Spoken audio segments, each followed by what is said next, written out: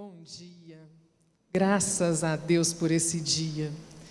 Estava aqui olhando Luiz Felipe lendo aquela letrinha tão pequenininha e tão de pertinho, lembrando dos tempos de outrora. Aproveita, meu amigo. Graças a Deus, viver é muito bom, né, irmãos? Hoje, então, nós vamos continuar nossa série em Atos dos Apóstolos, espalhando esperança. E eu estou sendo muito inspirada nessas nossas reflexões e contagiei a própria mensagem. Então tem esperança para todo lado aqui, mas na verdade é o texto, é a palavra de Deus que nos contagia, nos enche de esperança.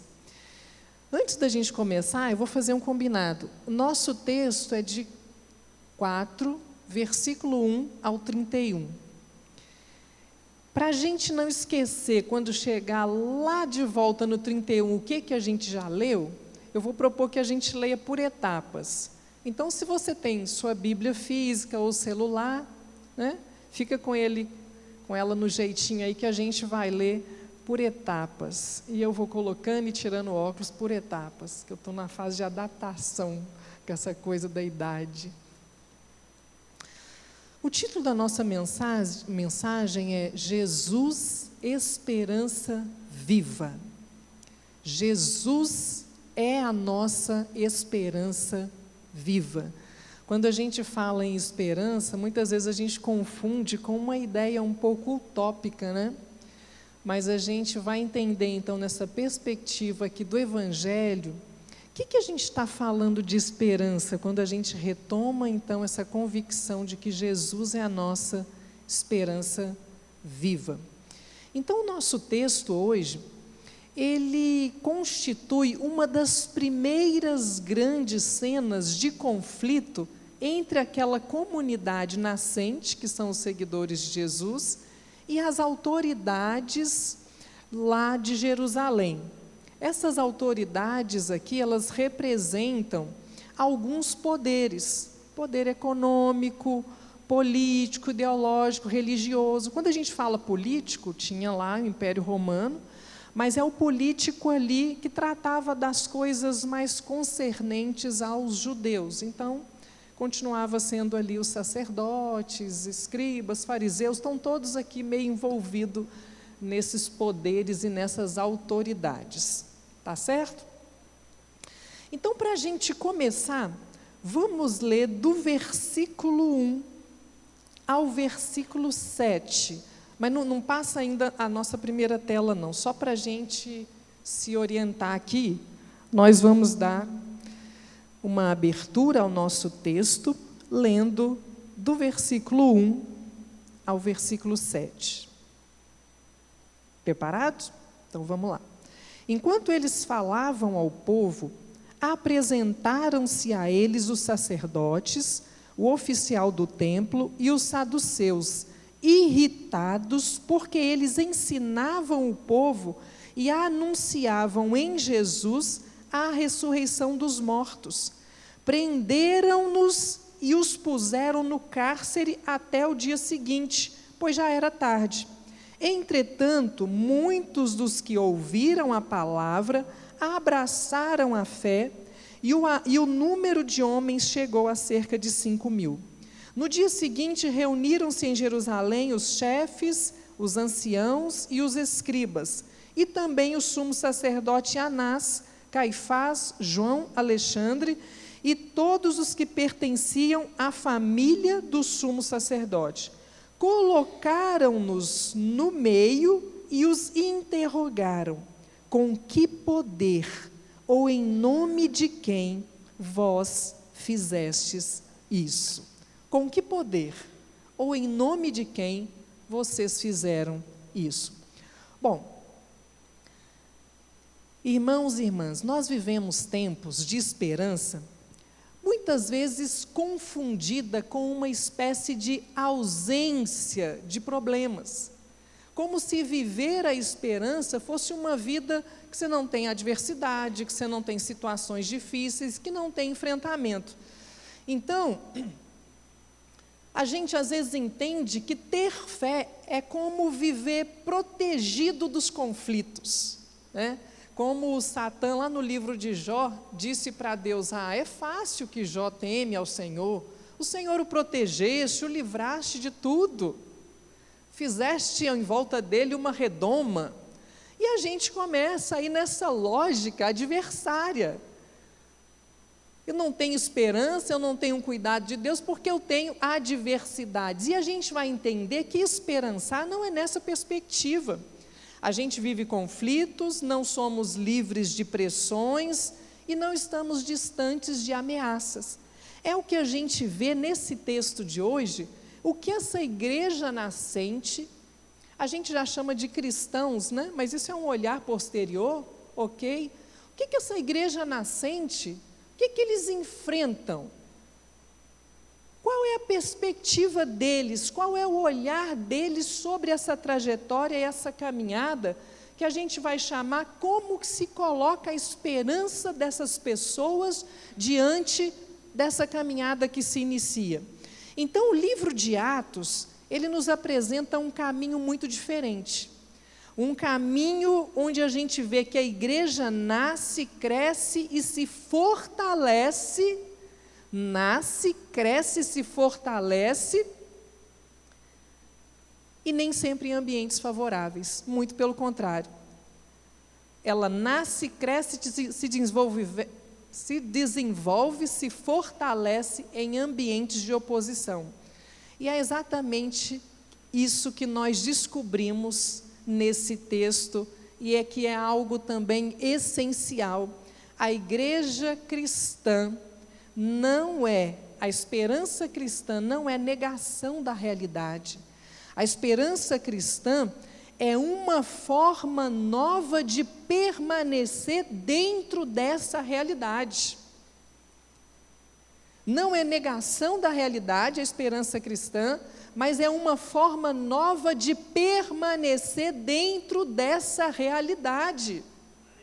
Não é fugir da realidade, e não é se considerar o mais largado por Deus, por causa das adversidades da caminhada. Hoje eu me emocionei muito, muito, enquanto a gente cantava: há lugar na casa, há perdão na casa, nós somos reconciliados, nós somos aceitos, Deus jamais nos abandona e não tem quem Ele abandone. Então a gente precisa descobrir uma maneira nova, então, de permanecer, de viver dentro dessa realidade, e é através da esperança cristã. Então, no nosso texto de hoje, a gente encontra uma comunidade pressionada, ameaçada, perseguida, e ainda assim uma comunidade que não recua. A gente vai ver uma coisa belíssima aqui. Ela não negocia a sua fé. Sabe aquelas pessoas que dizem: eu cresci no Evangelho, né? Então, assim, cresci nessa mentalidade evangélica, ouvindo. Então, eu escutei muitas pessoas falarem assim: desde que eu me converti, o inimigo está furioso e eu só passo luta. Eu nunca entendi isso, Luiz. Eu falei: como é que é? Aí é luta, é prova, desde que eu me converti. Interessante nossas linguagens, né? Como que a gente permanece? Como que essa forma nova de viver a realidade, que nem sempre é a calmaria, é bonança. E a gente pode aprender com essa comunidade nascente como ela esperançava, como ela vivia a esperança. E essa comunidade não silencia a sua voz, pelo contrário, quanto mais pressionada, mais clara se torna a identidade desse povo, dessa comunidade. Quanto mais pressionada, mais acuada, mais aflita a situação, mais se torna clara, evidente a identidade. Que identidade? A nossa esperança é inabalável, porque ela é Jesus Cristo, vivo, ressuscitado, ressurreto. Então, isso tudo acontece exatamente porque a esperança deles não está nas circunstâncias, mas está naquilo que Deus já realizou em Jesus. O Cristian dizia hoje aqui, que seria de nós, sem a ressurreição de Jesus. Então, diante disso, eu quero propor, a minha proposição está um pouco longa, mas ela vai abranger tudo, presta atenção que vai ficar clara. A esperança cristã nasce da salvação. Aí, gente, eu estava até ali agora, Luiz, ouvindo o áudio do Luiz, que eu pedi um help para ele, como que pronuncia 3 palavrinhas em grego. E ele é muito jóia, assim. Aí ele vai lá, pesquisa, ele volta, grava um áudio, e eu agora coloquei no ouvido de novo. Mas não é medo de errar, é só para fazer o melhor. Então, pelo que ele me disse, eu vou lá, que eu não entendo nada do grego assim não. Mas a esperança cristã nasce da soteria. Isso vai fazer uma diferença para nós daqui a pouco. A esperança cristã nasce da salvação soteria que há em Jesus. Amém? Uma salvação que restaura plenamente a vida e se revela quando, mesmo confrontada pela oposição, ela permanece firmada em Cristo, se expressa com ousadia, interpreta a realidade à luz da palavra, se sustenta na oração e experimenta o agir poderoso de Deus. Amém? Então, está grande, essa mulher meio complicada, todo mundo vai receber o esboçozinho aqui, detalhadinho, tá? Mas acho que dá para a gente caminhar. Então, o primeiro ponto que a gente já está ali, é o desdobramento dessa proposição.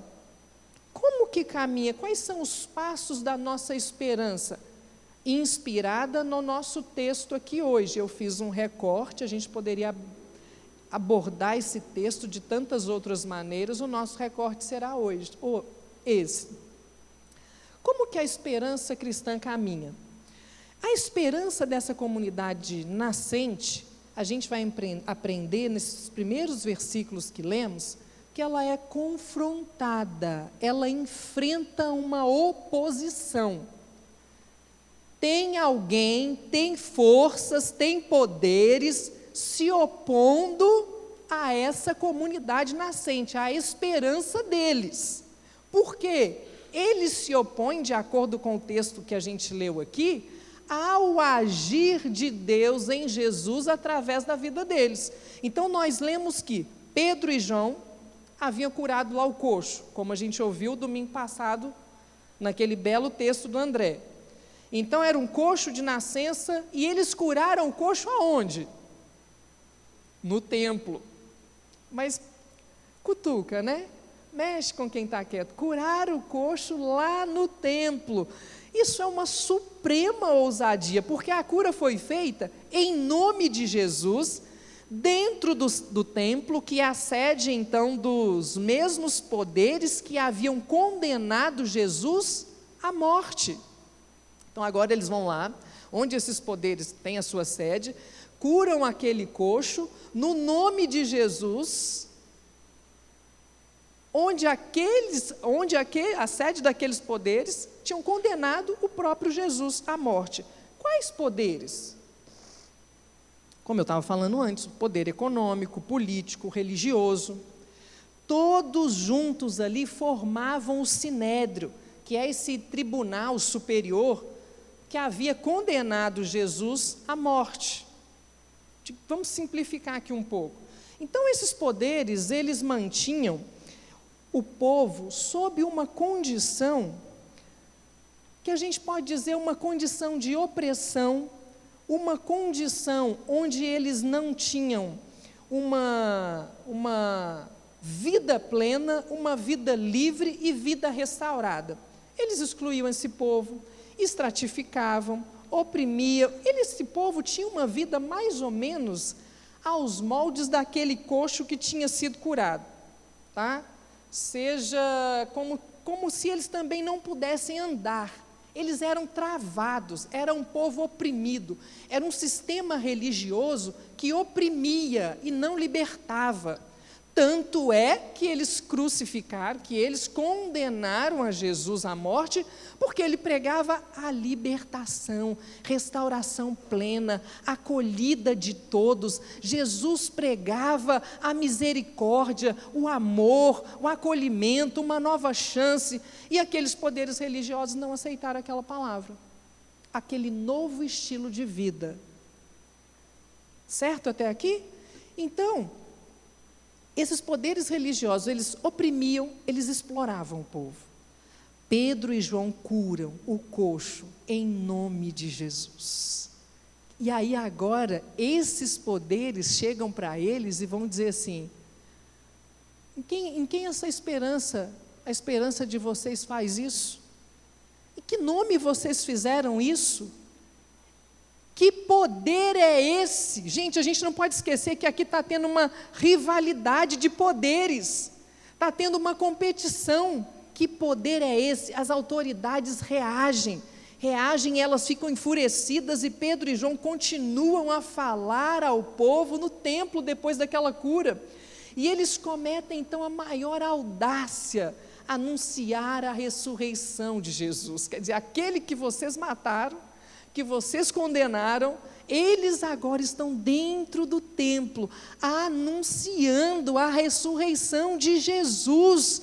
Quando os saduceus, as autoridades ali também máxima do templo, que haviam condenado Jesus, não aceitavam a ressurreição. E agora vocês estão tirando completamente a nossa autoridade, porque aqueles que nós dizemos que era um inimigo, que devia ser condenado, vocês dizem que ele ressuscitou e proclamam em nome dele a cura do povo. Muitas vezes a gente foge de conflito, mas tem conflito que não é para fugir, não. É o conflito em que a esperança viva que é Jesus, ela renasce nas pessoas. E eles não disseram assim: não foi bem assim que a gente fez, não foi, não, deixa eu explicar, não, que poder vocês agem, o que eles respondem? E aí, Pedro e João são presos em público e levados à prisão, e aí vai até o dia seguinte, que já era muito tarde e tal, e o Sinédrio não podia se reunir à noite. O interrogatório concentra-se exclusivamente na questão central: com que poder ou em que nome fizeste isso? Tem um poder mais alto do que o nosso? É isso que essas autoridades estão questionando. Tem um poder acima do nosso? Que ousadia é essa? E essa pergunta ela é profundamente teológica. Tem essa disputa então. A questão aqui não está só sobre o milagre, que eu vou chamar de sinal, que isso em Atos são sinais da irrupção, da presença do reino de Deus, autenticam. Então a questão deles não é o sinal, mas é sobre a legitimidade de uma mediação salvífica. Que mediação é essa? Por acaso tem alguém aí que media, a não ser que a estrutura do templo, os sacerdotes, o sacrifício? Que poder, que autoridade é essa? E aí o Lucas, ele constrói aqui uma tensão entre dois sistemas de autoridade. O conflito entre dois projetos de vida. É um projeto que restaura e reintegra, o projeto de Jesus, o outro que controla, que exclui e mantém estruturas. Há uma rivalidade entre dois projetos de vida aqui, e é uma pergunta jurídica e teológica. Eles querem saber quem autorizou isso, sob qual autoridade vocês agem, vocês têm legitimidade para isso? Gente, a pessoa confronta a gente hoje, nós estamos lá agindo, servindo a comunidade. Espera aí, em nome de quem que vocês estão vindo? Que autoridade, quem que vocês pensam que vocês vão fazer aqui? A gente chega na casa do irmão, do nosso irmão da comunidade aqui, como o grupo fez outro dia lá, e Cristo falou que tinha tanta gente que para limpar, para dar uma ordem, para não sei o quê. Espera aí vem a autoridade maior, né? Porque eles não legislam para isso. E aí vem a autoridade: que poder? Não, a gente está saindo, não, está saindo não. Qual foi a resposta? A pergunta é: quem está por trás de vocês? Os líderes controlavam o acesso religioso, agora surge uma ação de Deus fora do controle deles. Isso implica o quê? Outra autoridade está em ação, outro centro de poder está surgindo, o sistema deles está sendo relativizado. O problema não é o milagre em si, porque eles não estão importando com a vida do homem, que era um coxo e agora pode saltar, que era oprimido e agora é livre. Eles não estão se importando. A questão é um deslocamento aqui de autoridade. A esperança que vem de Deus não passa desapercebida, ela provoca reação.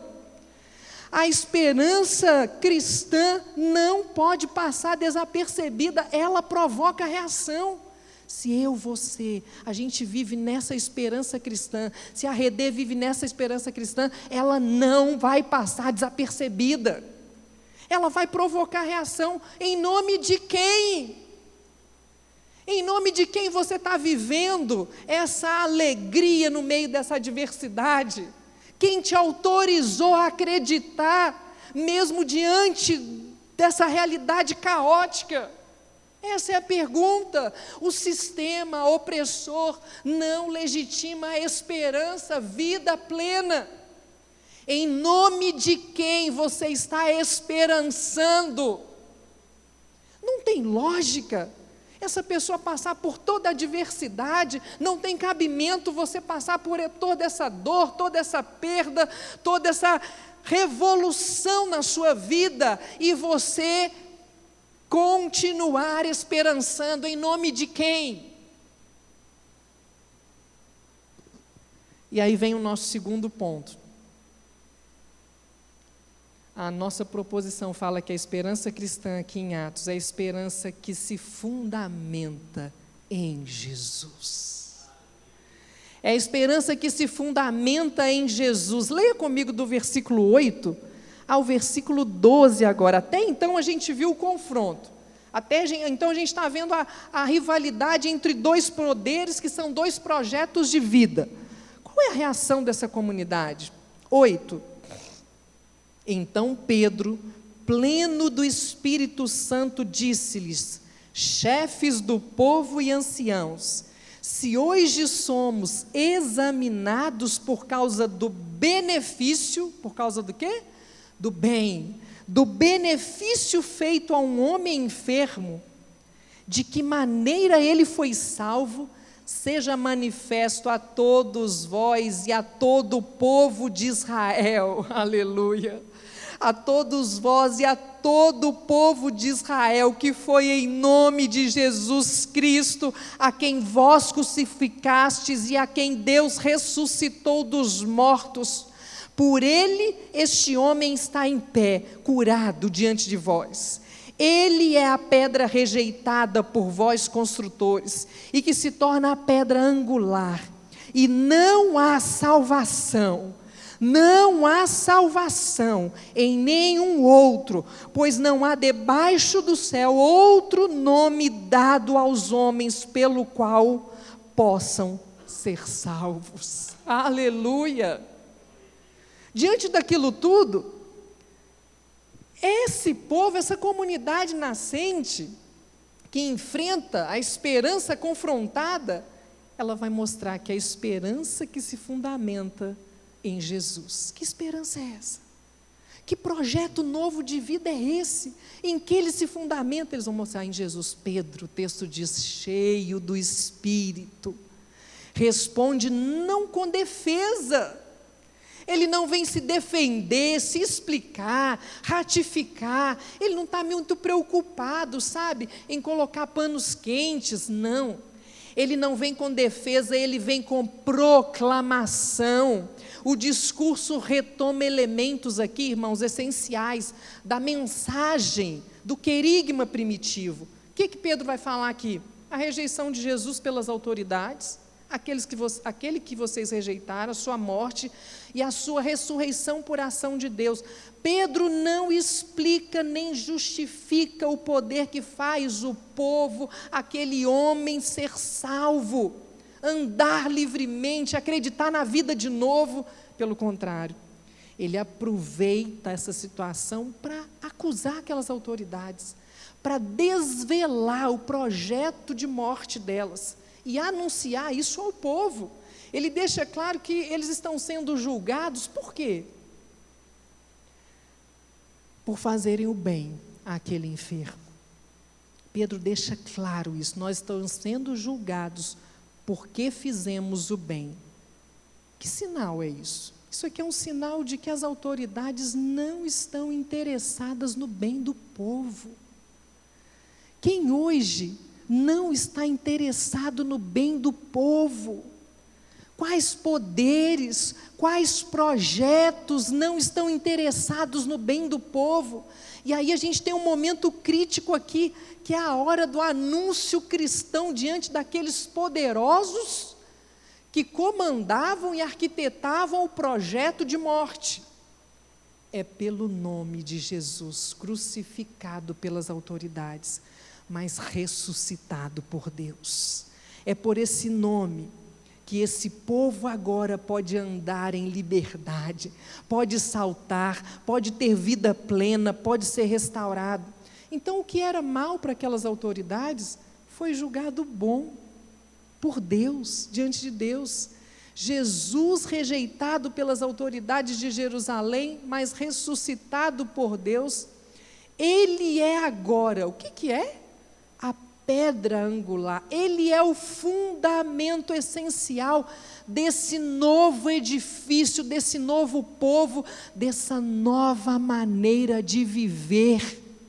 A pedra angular é aquela que sustenta, ou ela está nas quinas, ela está em lugares estratégicos de sustentação. Não há, portanto, salvação fora de Jesus. Aqui, Lucas vai citar, está implícita uma citação aqui do Salmo 118, quando ele vai falar da pedra rejeitada. Ele introduz aqui uma releitura cristológica das Escrituras. Aquilo que foi descartado se torna fundamental. Aquilo que foi descartado, que foi apedrejado, que foi crucificado, se torna o fundamento desse novo povo. E eu quero que você olhe aí para o seu texto de novo no versículo 12.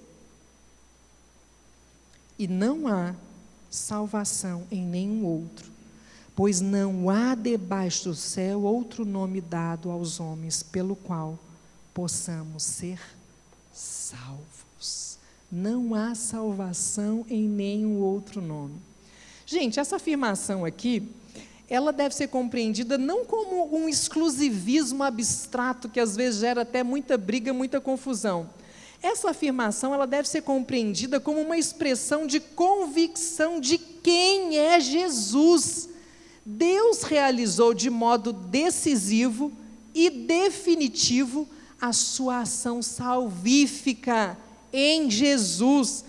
A palavra, então, que eu aprendi com o Luiz, traduzida por salvação, é soteria, derivada do verbo sozo.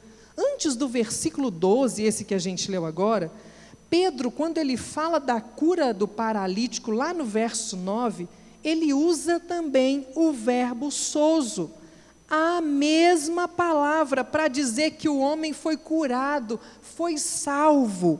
No mundo bíblico, soteria significa o quê? Inclui o quê? Libertação, cura física, emocional, relacional, restauração da dignidade humana, da comunhão com Deus, vida plena, viver sob o senhorio de Deus. Quando a gente fala em salvação hoje, a gente pensa logo na vida depois da morte, né? Mas nós somos desafiados a algo mais, a não só pensar nessa vida depois da morte, mas entender que essa palavra aqui, soteria, significa Jesus chega hoje para ser acolhido e oferece salvação, que é restauração agora da vida, vida plena, vida restaurada, vida com esperança renovada, vida com perspectiva nova, vida com alegria, com plenitude em Jesus. Gente, não é pensar só depois, Jesus chega agora para mudar a minha vida, a sua vida agora. Ele fez solteria com o coxo, fez solteria comigo, com você, Ele salvou a mim e você. Salvou significa o quê? A nossa esperança se fundamenta em Jesus, que é a esperança viva. Em Atos 12, a salvação está ligada ao nome de Jesus. Então, quando a gente vai dizer não há salvação em outro nome, significa, na verdade, não há outra forma de vida plena, restaurada, curada, liberta, fora da pessoa de Jesus. O nome de Jesus é poderoso. O nome de Jesus é sobre todos. Nome mais doce, nome mais lindo, nome sublime, é o nome de Jesus. O nome de Jesus levanta os mortos. O nome de Jesus sara as feridas.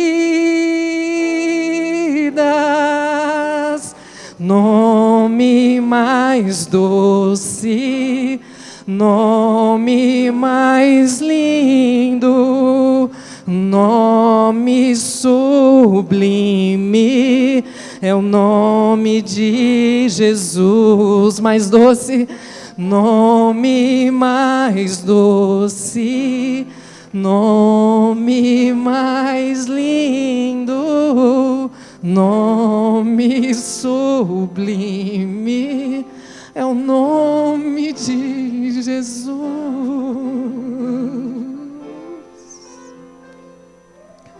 É esse nome, meu irmão, em que está sustentada a sua vida, em que está sustentada a sua esperança, mesmo quando a situação é adversa hoje. Comece a cantar na sua casa, é no nome de Jesus. Não é uma fórmula mágica, não é algo abstrato, não é um poder mágico, é na forma de vida que Ele nos oferece pelo poder que há no seu nome. Um dia minha filha me perguntou: mãe, e agora? Sabe quando você vê a filha perguntando: mãe, e agora? E eu falei: Raquel, é no nome de Jesus. Nome mais doce, nome sublime, não há outro nome que se compara a esse nome. E nós temos visto e temos vivido a esperança se renovar na nossa vida, porque a gente tem se firmado nessa esperança viva que é no nome de Jesus. Vocês já imaginaram essa comunidade nascente, eles sendo presos, passando a noite na cadeia, porque fizeram o bem a um homem, fizeram o bem a um povo, proclamando não opressão, não exclusão, não condenação, mas proclamando vida plena, soteria, proclamando libertação, acolhida, abraço forte, uma nova vida. Ele vai: vou largar isso para lá, olha aí, eu estou sendo acusado por fazer o bem. Não. Eles falam em nome de quem? Em que autoridade? Que autoridade tem regido a sua vida? Que autoridade tem regido os seus pensamentos, os meus pensamentos, a minha perspectiva do futuro? Que autoridade é essa? É o projeto de morte ou o projeto de vida? Erga o nome de Jesus na sua vida hoje, não como uma fórmula mágica, mas como um estilo de vida, como aquele nome que emana um projeto de bem para todos os que nele confiam a sua existência. Quando eu era criança, eu aprendi que a gente tinha que orar e terminar. Meu pai ensinou, em nome de Jesus. Mas hoje eu entendo e falo com propriedade, em nome de Jesus. Não é uma fórmula, é a vida.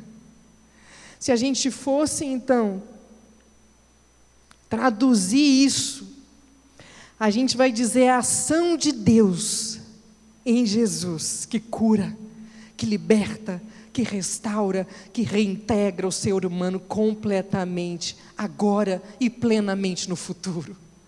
Quando você vai dizer, olha, eu tenho que fazer o bem para o fulano, porque ele precisa ser salvo, não pensa numa alma igual Gasparzinho, depois da morte subindo para o céu, não.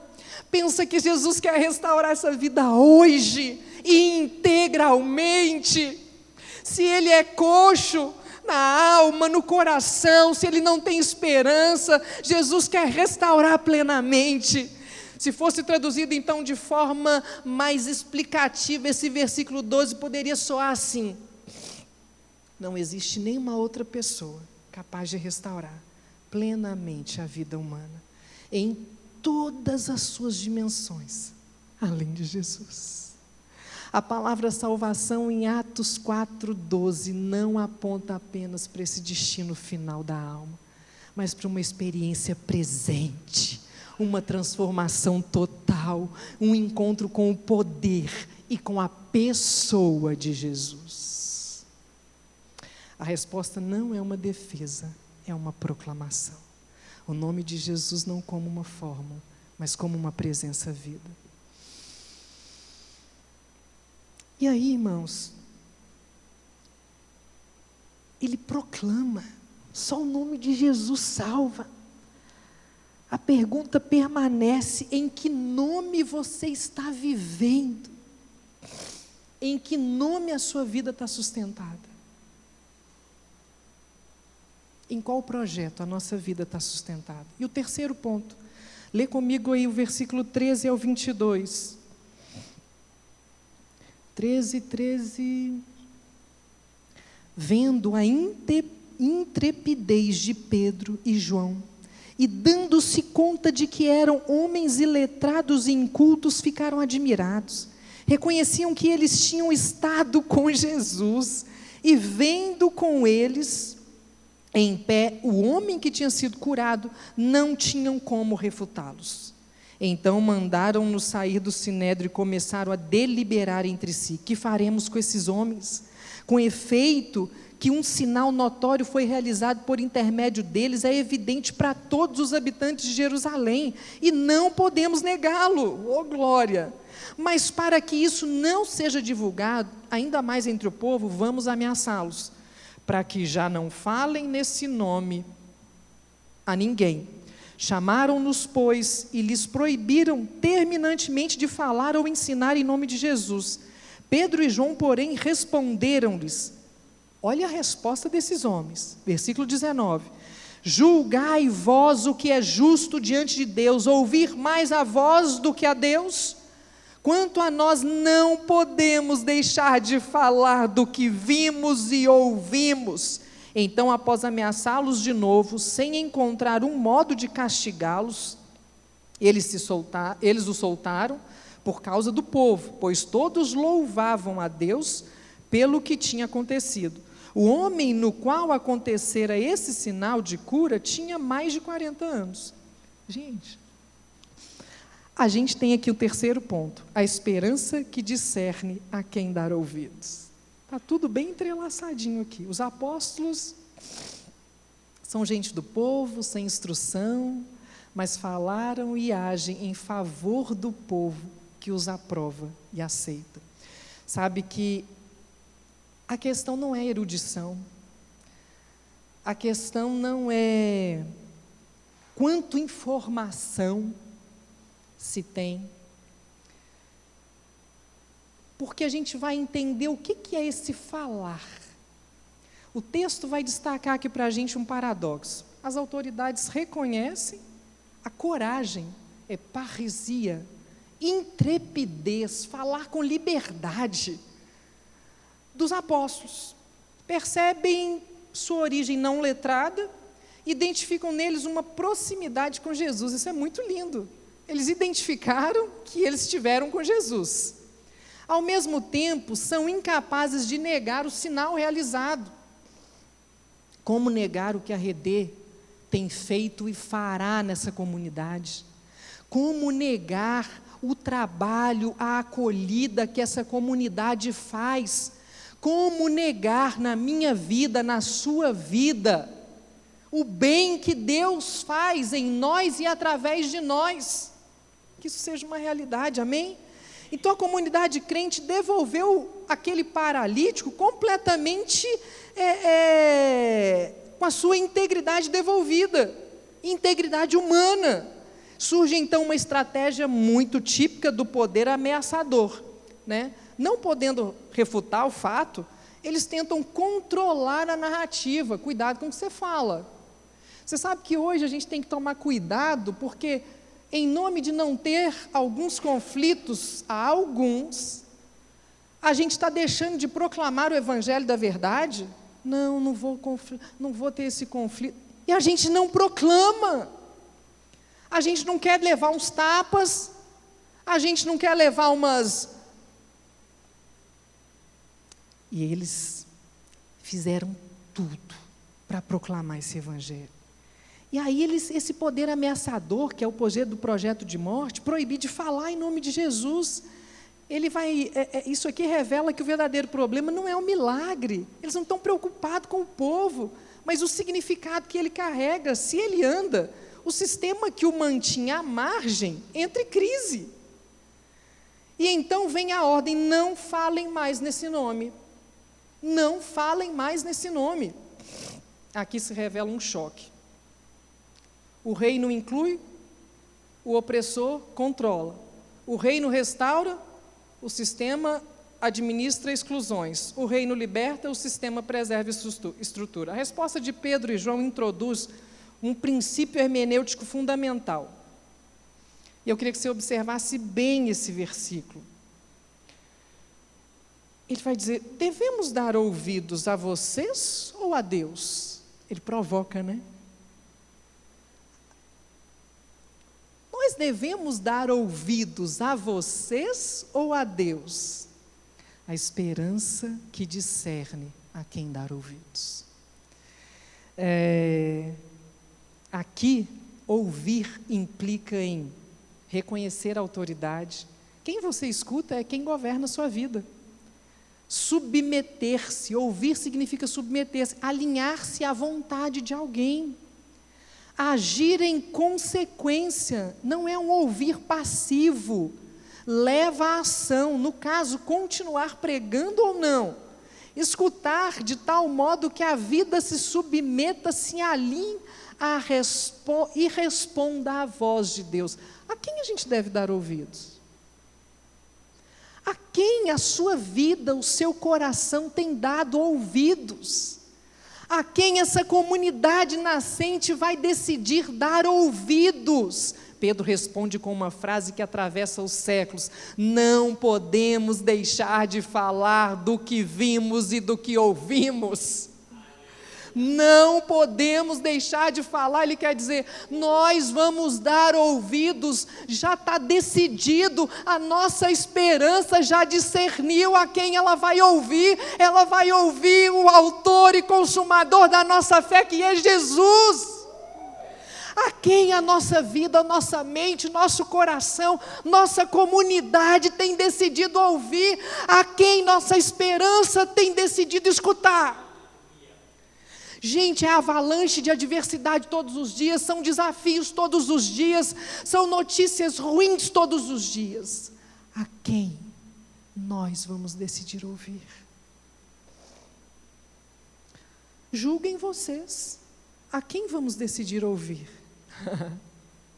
Mas eu te falo uma coisa, Não podemos deixar de falar do que vimos e ouvimos. Olha, eu não vou deixar de proclamar aos quatro cantos, aos quatro ventos, com o meu estilo de vida, com o meu abraço acolhedor para o meu vizinho, para o meu irmão, com a acolhida, com a abertura dessa casa, com a abertura da mesa, porque há lugar na mesa, há lugar na casa, há perdão na casa. Eu não vou deixar de proclamar esse projeto de vida.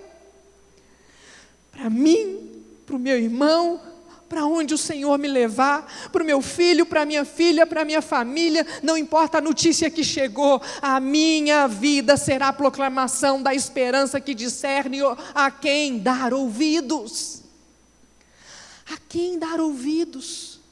Não é apenas uma escolha, é algo interiormente inevitável, entende? É inevitável, eles estão cheios desse Espírito, é desse poder, é dessa força.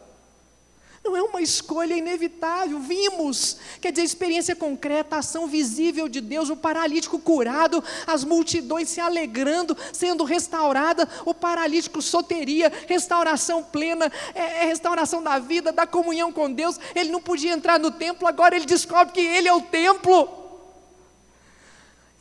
Vimos, ouvimos o ensinamento de Jesus, revelação recebida, palavra proclamada, o verbo falar aqui, é isso que eu ia dizer, não é apenas comunicar informação, é testemunhar, tornar público, dar voz a uma realidade vivida.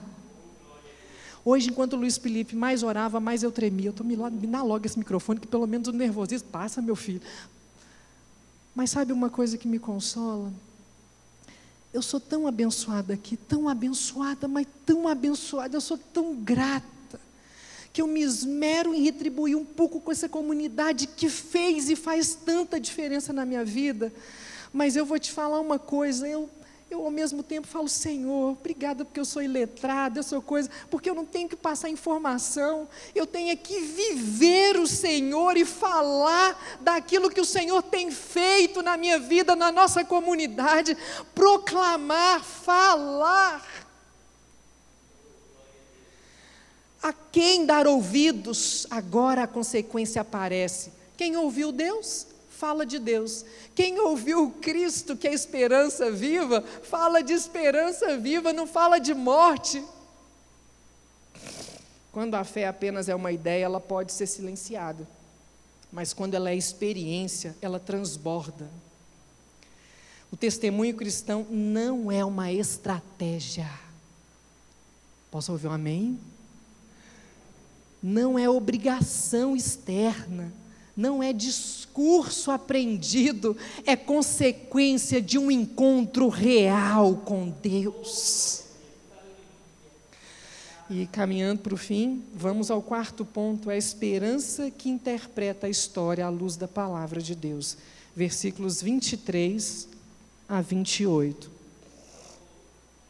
Após serem soltos, foram para junto dos seus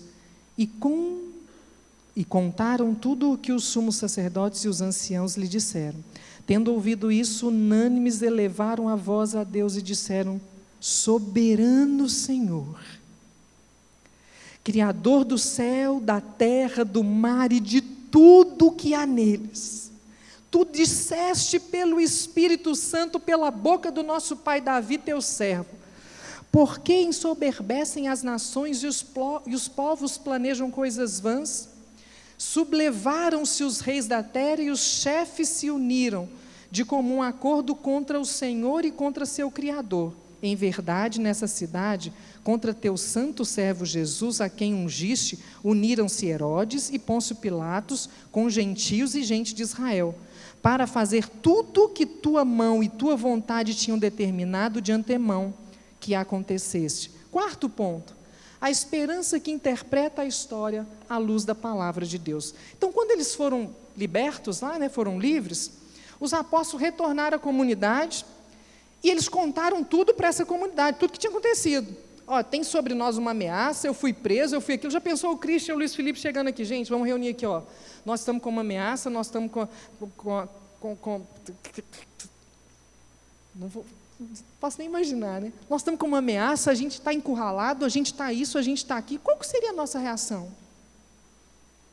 Uma vez eu estava com de uma pessoa que eu vi, estava fazendo uma obra, construindo um galpão para uma igreja reunir. E ele foi lá, na parte da tarde, pagar os pedreiros no sábado. E naquela época ainda era dinheiro vivo, né? E aí, era terra, foi assaltado lá, né? Hora do pagamento dos pedreiros, foi assaltado. E aí eu vi essa pessoa chegando em casa com a roupa toda suja de terra, com os pés marcados aqui nas costas, né, de pisar. Eu falei, você está doido? Perna para quem te quer. Bora lá. Isso aqui é muito perigoso. O que a gente diria, Luiz? É só um exemplo, né? O que essa comunidade diz? Essa comunidade não respondeu com medo, mas respondeu com oração. A oração possui algumas características fundamentais. Reconhecimento da soberania de Deus. Eles começam orando assim,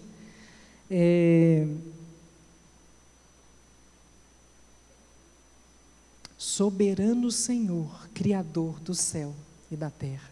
O que significa isso? Eles estão interpretando a realidade a partir das Escrituras. A comunidade lê a situação aqui à luz do Salmo 2, vai identificando as autoridades locais, né, com aquela continuidade ali da oposição histórica do projeto de Deus. Essa releitura não elimina o conflito, mas insere dentro dele um horizonte teológico maior. Quando a gente apresenta aqui uma diversidade, eles chegam aqui contando para nós, comunidade, o que a gente faz? Nossa, bem que eu vi no jornal, não, vamos fechar isso aqui, senão vai todo mundo preso, e a gente começa a fazer os cálculos milimetricamente, essa comunidade, não, mas eu estou com medo, e agora deixa eu salvar meu filho, minha filha, bora lá, perna para quem te quer. Ela responde com oração, e a oração, através da oração, ela já vai firmando alguns pontos.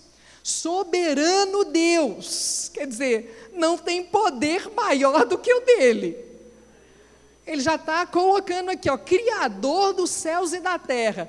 Aí, gente, a oposição não frustra o plano divino, ela o integra. Igreja lê a perseguição à luz do Salmo 2. Deus, soberano sobre os poderes políticos, sobre os poderes opressores ali naquela época. Oração. Interpretação teológica da realidade. A igreja primitiva não lê a Escritura apenas para lembrar o passado, ela lê a Escritura para entender o presente. Essa é a interpretação, essa é a leitura cristológica, o Salmo 2 dentro da oração. Por que se enfurecem os gentios e os povos imaginam coisas vãs? Quer dizer, ele está falando de rebelião das nações, está falando de todo esse levantamento. Aí o movimento de interpretação da comunidade. A oração faz três passos fundamentais. Ele vai falar sobre reis, nações, a rebelião, identificam aí a rebelião, quem são hoje esses opressores. E aí, diante disso tudo, tem uma cristologia aqui. Qual que é o resultado? A comunidade não recebe aquela notícia assim, poxa vida, nós estamos sendo perseguidos. Alguma coisa deu errado, tem um problema, vamos nos proteger. Mas ela recebe aquela notícia assim, estamos dentro do que Deus já revelou nas Escrituras. A perseguição então deixa de ser caos e passa a ser cumprimento, parte da trajetória. E aí a realidade, a palavra de Deus interpreta a realidade. Entende? Olha, a palavra de Deus fala da minha realidade. É a esperança que interpreta a história à luz da palavra de Deus. Não tem outro fundamento que interpreta as nossas dúvidas, as nossas lutas, nada disso. A esperança que ora por fidelidade e não por fuga. Eles oram então agora, fazendo um pedido surpreendente. Eles vão, ponto 5 agora, 29, diz assim, E agora, Senhor, considera suas ameaças e concede a teus servos que anunciem tua palavra com toda intrepidez. Enquanto estendes tua mão para que se realizem curas, sinais e prodígios pelo nome do teu santo servo Jesus. Tendo eles orado, o lugar onde estavam reunidos tremeu, e todos ficaram plenos do Espírito Santo e anunciavam a palavra de Deus com intrepidez. O que aquela comunidade ora? Ponto 5. A esperança que ora por fidelidade, não por fuga. Não vamos fugir, vamos ser fiéis, vamos proclamar. Concede a nós continuar proclamando com ousadia. Concede a gente, eles não pediram livramento, proteção, fim da perseguição, eles não pedem segurança, eles pedem, versículo 30, estende a tua mão para curar. Aqui aparece a palavra íasis, cura física, quer dizer, estende a tua mão para manifestar mesmo, para deixar bem claro. Então, as curas pedidas na oração são sinais concretos da salvação de Deus. A esperança que experimenta o agir de Deus. Sabe o que significa que o lugar treme? No Antigo Testamento, há esse tremor lá em Êxodo, e aqui, para sinalizar, Deus está presente. Deus está agindo, e Deus responde agora à oração. Deus está presente. Esse abalo é concedido aqui como uma resposta. Treme a comunidade dentro de nós, treme o medo, treme a insegurança, treme a solidão, treme, abala isso tudo. Deus está aqui, Deus está agindo, Deus está operando, Deus está presente, Deus está nesse negócio. Amém, irmãos? Jesus, que doce nome, que transforma em alegria o mais triste coração. Jesus, só o teu nome é capaz de dar ao homem salvação. A banda pode vir até aqui. Jesus, coloca de pé no seu lugar. Esse nome que transforma em alegria o mais triste coração. Jesus, só o teu nome é capaz de dar ao homem salvação. Você pode levantar suas mãos e cantar? Jesus, que doce nome, que transforma em alegria o mais triste coração. Jesus, só o teu nome é capaz de dar ao homem. Só Jesus, só no nome de Jesus, declare mais forte: Jesus, que doce nome, aleluia, só o teu nome, alegria, o mais triste coração. Jesus,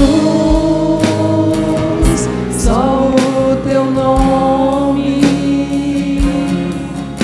é capaz de dar ao homem salvação. Senhor, erguemos nossa voz a Ti, em clamor, em gratidão, Pai, em reverência. Reconhecemos Tua soberania, Tua grandeza.